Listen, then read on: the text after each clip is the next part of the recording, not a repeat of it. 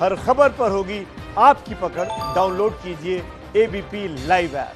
बल्लभगढ़ में छात्रा निकिता तोमर की जिस तरह दिन दहाड़े हत्या की गई, उसने सभी को चौंका कर रख दिया था।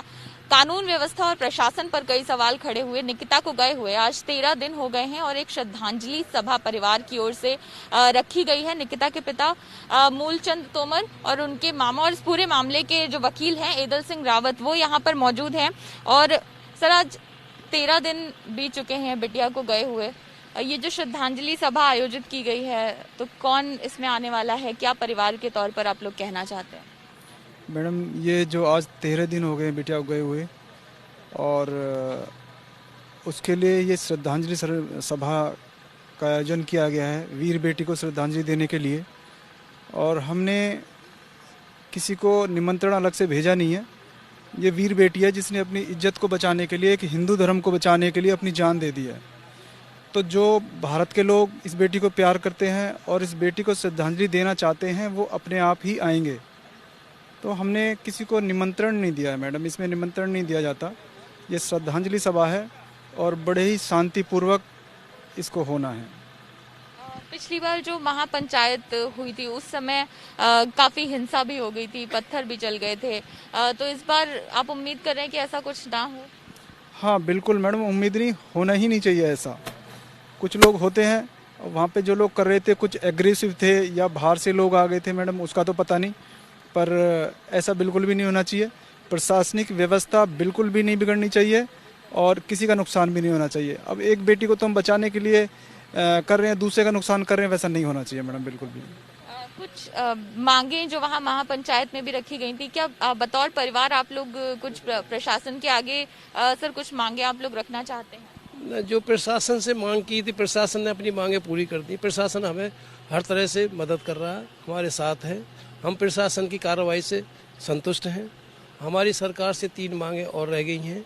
एक तो बेटी नितिका के नाम पे एक कॉलेज बन रहा है, उसके नाम रखा जाए उसको नाम से। और दूसरा, नितिका का जो भाई है उसको सरकारी नौकरी मिले।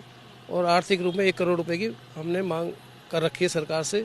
वो सरकार ने हमारे केंद्रीय मंत्री श्री कृष्णपाल गुर्जर जी हैं, उन्होंने हमारी मांग को मान रखा। उनका इस मांग को मैं पूरी कराऊंगा सीएम से कह के। आपके शोक सभा के बाद उस मांग की पूरी हो जाएगी।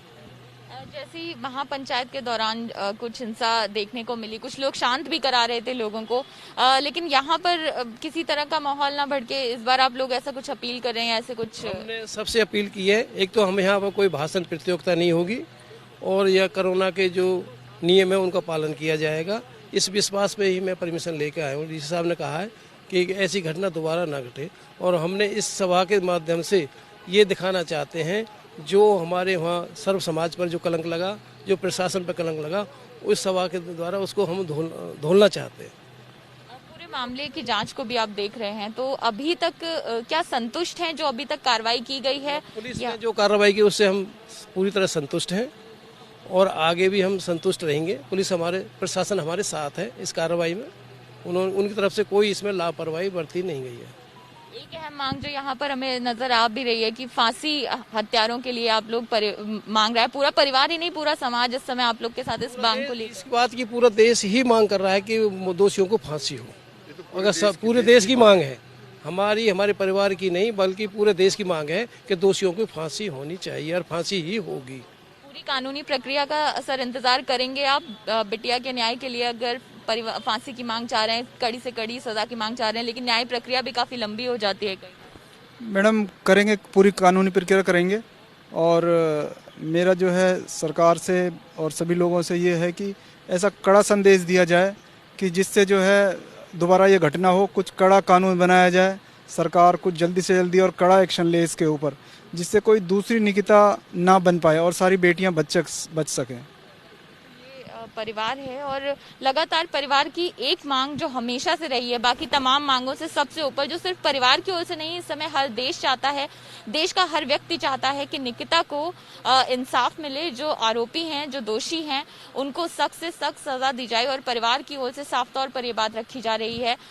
आज जब 13 दिन बीत चुके हैं निकिता को गए हुए, तो अब आखिरी उम्मीद जो उनके लिए इंसाफ की बाकी रह जाती है वो यही है कि इस पूरे मामले में जो आरोपी हैं उनको सख्त से सख्त सजा दी जाए, उनको फांसी दी जाए, तभी निकिता को सही इंसाफ मिल पाएगा।